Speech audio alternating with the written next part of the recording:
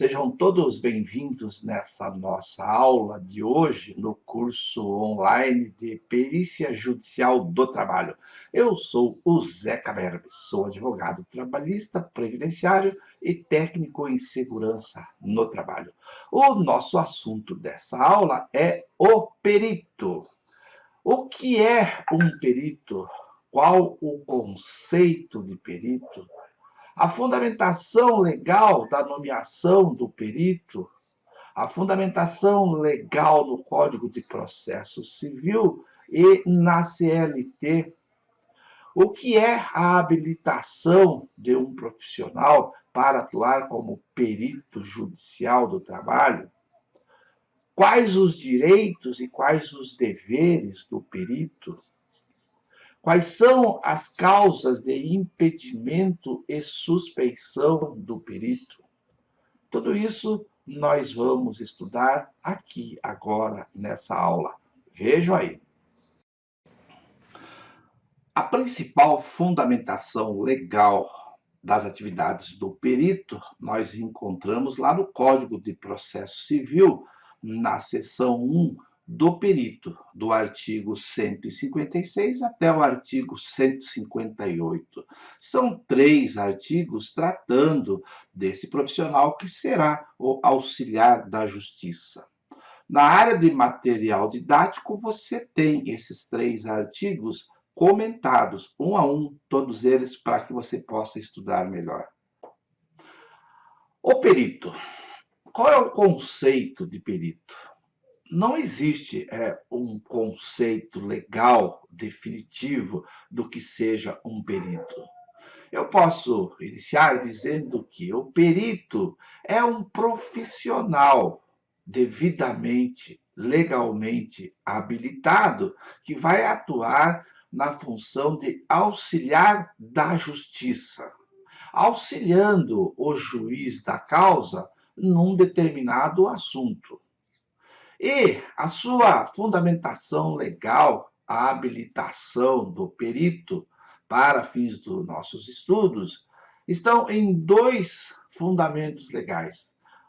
No Código de Processo Civil, no artigo 156, onde está escrito assim: o juiz será assistido por perito, quando a prova do fato depender de conhecimento técnico ou científico. No código anterior, no Código de Processo Civil anterior, era mais ou menos assim: quando o juiz se defrontar com um assunto que foge aos seus conhecimentos, deverá indicar um perito. Então, o perito ou auxiliar da justiça será chamado pelo juiz quando, naquele processo, as partes estiverem discutindo um assunto do qual o juiz não tem conhecimento.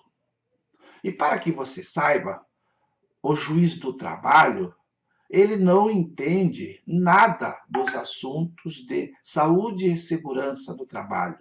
Aquele capítulo 5º da CLT, da Saúde e Segurança do Trabalho, lá no artigo 154 ao 200, que é regulamentado pela Portaria 3.214, as nossas normas regulamentadoras, o juiz do trabalho não entende daquele assunto. Então, o juiz do trabalho, quando lá na ação trabalhista aparecem lá os pedidos dos direitos de hora extra, jornada de trabalho, fundo de garantia, férias, 13º, esses assuntos o juiz do trabalho domina totalmente. Agora, quando o juiz observa lá na petição inicial pedido de insalubridade, de periculosidade, ou se trata de uma ação de indenização por acidentes ou doenças do trabalho, são assuntos em que o juiz desconhece. Então, o juiz se vê obrigado a designar uma audiência, melhor, designar uma perícia e nomear um perito para que esse profissional devidamente capacitado e legalmente habilitado venha auxiliar no processo. E lá na Justiça do Trabalho, Além do artigo 156 do Código de Processo Civil, que diz que o juiz, quando se deparar com um assunto que foge aos seus conhecimentos, deve nomear um perito, na Justiça do Trabalho, ainda temos outra habilitação legal que está disposto no artigo 195 da CLT. Para as verificações das condições de insalubridade e periculosidade, deverá ser realizado por um engenheiro de segurança do trabalho ou médico do trabalho.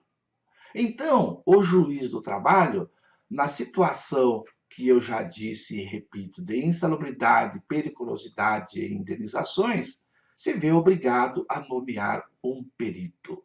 Então, esta é a fundamentação legal e o conceito do que é um perito, ok? Vamos agora voltar ao Código de Processo Civil. Lá na seção 1 do Código de Processo Civil, no artigo 156, então, como eu já disse, e você vê aí ao lado, de que o perito deverá ser indicado quando o juiz se defrontar com um assunto que foge dos seus conhecimentos. O parágrafo 1º diz exatamente assim: os peritos serão nomeados entre os profissionais legalmente habilitados e nos órgãos técnicos ou científicos devidamente inscritos em cadastro mantido pelo tribunal ao qual o juiz está vinculado. Desse texto, nós extraímos que o perito deverá ser um profissional legalmente habilitado. E profissional legalmente habilitado é aquele profissional de nível superior, devidamente inscrito no seu órgão de classe. Então, podem ser perito qualquer profissional de curso superior em qualquer área, desde que devidamente legalmente habilitado no seu órgão de classe. Podem ser perito o contador, pode ser perito o economista, pode ser perito o médico, pode ser perito o engenheiro, o fisioterapeuta, o fonoaudiólogo, o enfermeiro do trabalho.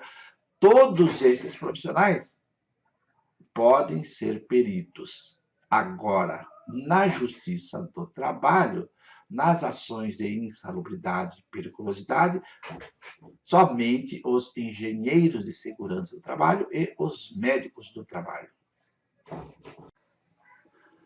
Agora eu quero falar aqui de uma exceção, digamos assim, que está lá no parágrafo 5º desse artigo 156 do Código de Processo Civil, que você está lendo aí ao lado, determina que nas localidades aonde não houver perito legalmente habilitado, não houver profissional de nível superior, o juiz poderá designar um profissional técnico para realização da perícia. É o caso, um exemplo, que eu já tive oportunidade de conhecer, lá no interior de São Paulo, numa pequena cidade, aonde uma ação trabalhista estava sendo julgada numa vara civil da Justiça Estadual. E isso é possível quando na localidade ou próxima não existir uma vara do trabalho, o empregado pode ajuizar a ação na vara civil da Justiça Estadual. É meio complicado, mas pode. E aí, então, o juiz civil estadual, não tendo ali naquela pequena localidade profissional, engenheiro de segurança do trabalho ou médico do trabalho, ele pode nomear um profissional técnico, no caso, um técnico em segurança do trabalho, numa situação de excepcionalidade, como essa prevista no parágrafo 5º do artigo 156, o juiz pode nomear um técnico em segurança do trabalho para atuar como perito, ok? O artigo 157, por sua vez, determina as obrigações do perito, as atividades do perito. E essas atividades nós já falamos um pouco em outras aulas, vamos falar em outras aulas adiante sobre as atividades do perito. Aqui agora, desse artigo, eu quero destacar o parágrafo 1º, que fala da escusa do perito quando é nomeado. Escusa é uma justificativa que você, perito, quando for nomeado, se sentir que não pode realizar aquela perícia por uma questão de impedimento ou de suspeição, que nós já vamos ver logo adiante, o perito tem o prazo de 15 dias para se manifestar, a contar do dia da intimação. E aqui no material didático do nosso curso, você tem lá um modelo de petição para o perito dizer para o juiz, em outras palavras, né? Excelência, muito obrigado pela indicação, mas não posso assumir essa responsabilidade de perito nesse processo, e aí descreve as razões, tá certo? Então, são os motivos de impedimento e de suspeição que o perito deve alegar para não aceitar aquela designação do juiz. O artigo 158 trata da responsabilidade civil, criminal e administrativa do perito. Aquele perito que, por alguma razão, agir com dolo ou com má-fé na realização das suas diligências periciais, que venha a causar algum prejuízo às partes, ele poderá responder processo civil no caso de prejuízo financeiro que possa causar ou para o empregado ou para a empresa. Responderá processo penal se utilizou de algum artifício ilegal para a elaboração do seu laudo pericial ou nas diligências periciais. E também responderá um processo administrativo nos casos dos servidores públicos ou no caso de prestar algum serviço para algum órgão público da administração direta ou indireta, aí responderá administrativamente. Então, essas são as responsabilidades civil, responsabilidade penal e responsabilidade administrativa do perito. Então, aqui agora, eu mostrei para vocês o conceito de perito, a fundamentação e a habilitação legal do perito, o perito e a fundamentação legal lá na Justiça do Trabalho, a responsabilidade civil, criminal. E chegamos então ao final dessa aula. Espero que você tenha compreendido e tenha gostado. Em caso de dúvida, entra aí no sistema, manda um e-mail para mim que eu teria o prazer em responder. Obrigado, um abraço, até a próxima aula. Tchau.